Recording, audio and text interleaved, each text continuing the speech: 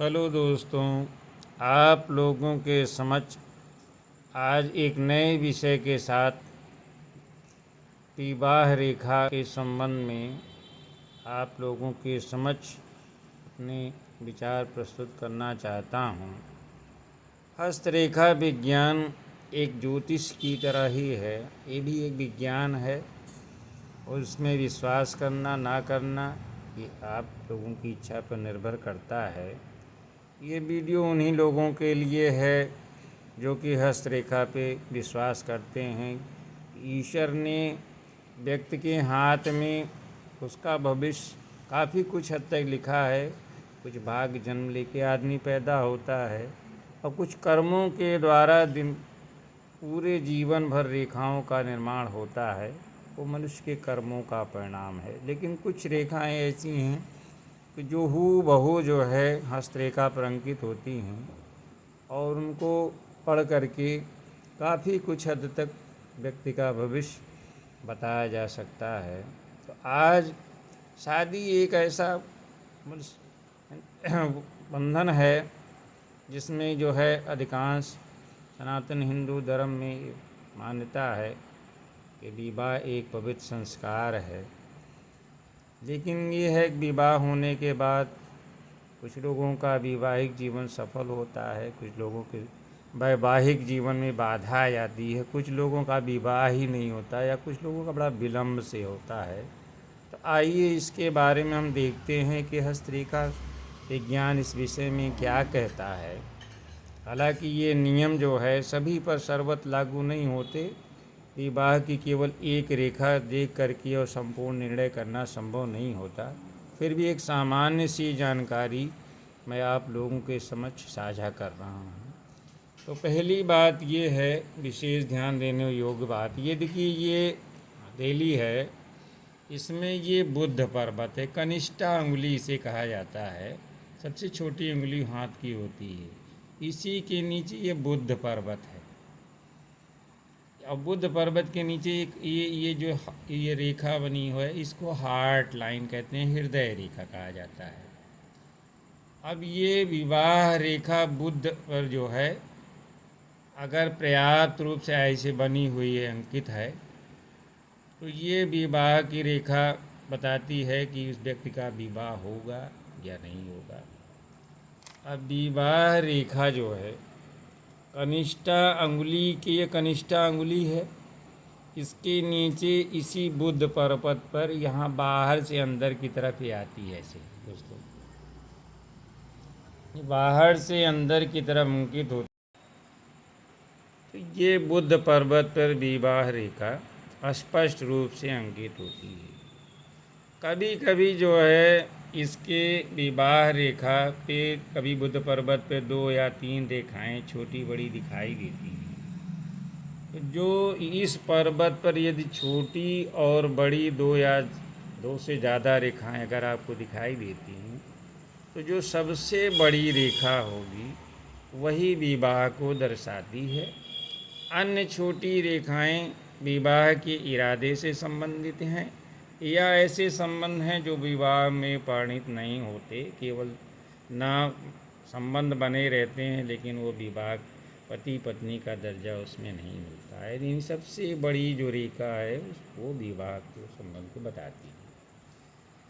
अब दूसरा तीसरा जो है ये नियम है कि यदि विवाह रेखा कनिष्ठा के पर्व की तरफ ऊपर चली जाती है, यानी ये देखो ये है, आप देखें बुध पर्वत पे अगर ये विवाह रेखा ऐसे ऊपर चली गई, कनिष्ठा की ये पोर है, इसमें 2-3 पोर होते हैं, 1-2 प्रथम सेकंड और 3, ये 3 पर्व होते हैं। अगर ये इसका मुड़ा ऐसे मुड़ के ऊपर चली गई, ये समझिए कि वो उस व्यक्ति का विवाह जो है वो होता नहीं है, यानी वो अविवाहित ही रह जाता है।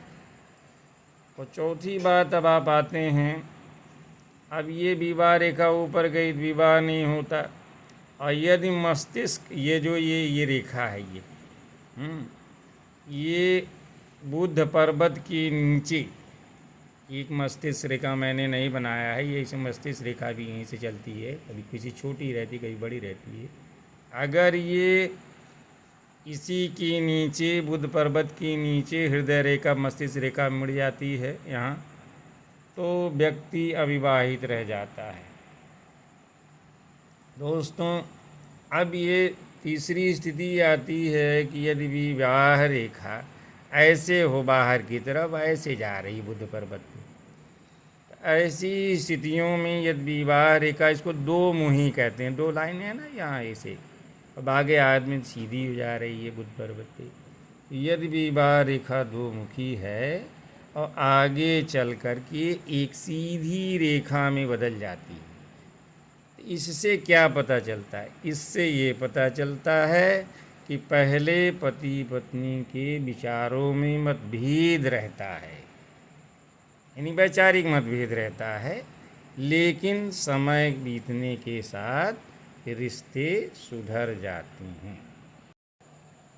इसी प्रकार दोस्तों, यदि विवाह रेखा की एक शाखा, यानी जो विवाह रेखा बनी है ये बुध पर्वत पे, ये मस्तिष्क रेखा जो होती है उसको जाकर छू लेती, मस्तिष्क रेखा ऐसी आती है और एक हृदय रेखा ऐसे बनती है, बुध पर्वत पे जाती है, तो अगर ये इसको आके ऐसे छू लेती है, ऐसे इधर मुड़ जाती है, तो वो व्यक्ति अवश्य ही तलाक दे देता है।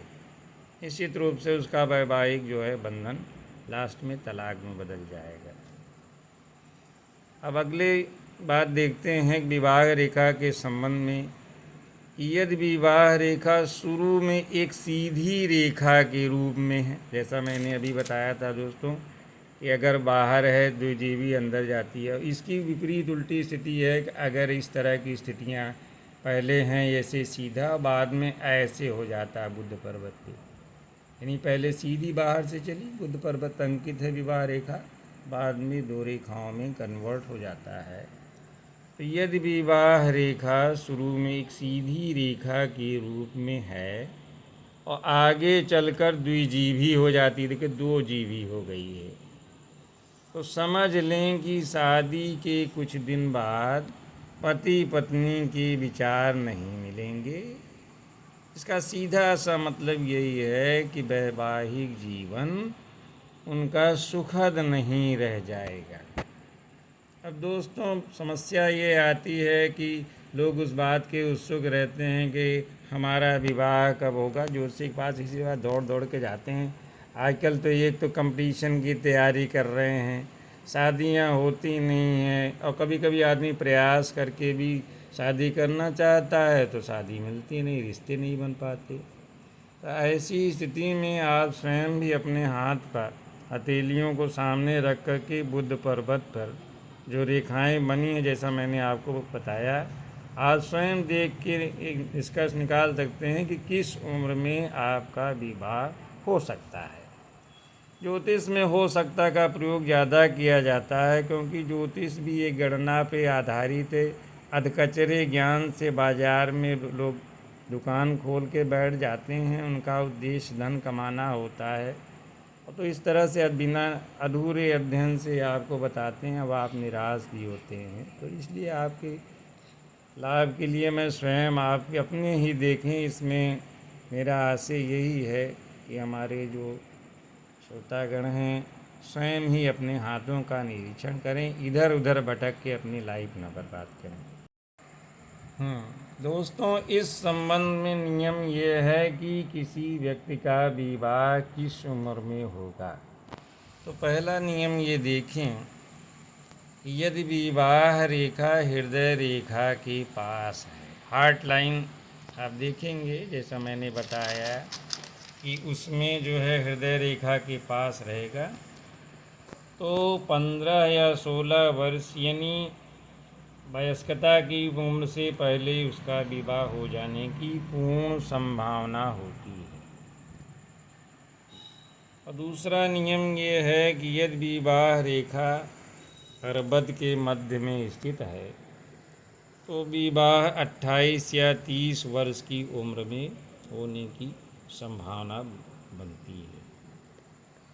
तीसरा नियम ये है कि यदि विवाह रेखा जितना हृदय रेखा से बुध पर्वत पर अंकित रहेगी, यानी जितना हृदय रेखा से वो दूरी, जैसे ये बुद्ध पर्वत है और ये हृदय रेखा है आपकी, अब ये जितन यहाँ नज़दीक रहेगी जल्दी शादी होगी, यहाँ मध्य आयु में शादी, यहाँ 35 साल, ऐसे ही विभाजन आप अपना 80 साल का मान करके संपूर्ण उम्र और पैमाने को घटा बढ़ा सकते हैं कि ये 7 साल, 14 साल, 21 साल, 28 साल, 35, इस तरह से बना करके नियम कि आप समझ सकते हैं कि कब जो है विवाह की मतलब योग बनता है। तो नियम ये यही है, जनरल रूल जान लें कि विवाह रेखा ये हृदय रेखा है आपकी और ये बुद्ध पर्वत है। अब अगर इस पे विवाह रेखा जितने यहाँ से दूर जाएगी कनिष्ठा अंगुली की तरफ, ये समझ लीजिए उस व्यक्ति का विवाह 35 वर्ष की उम्र या उसके बाद होने की संभावना बनती है।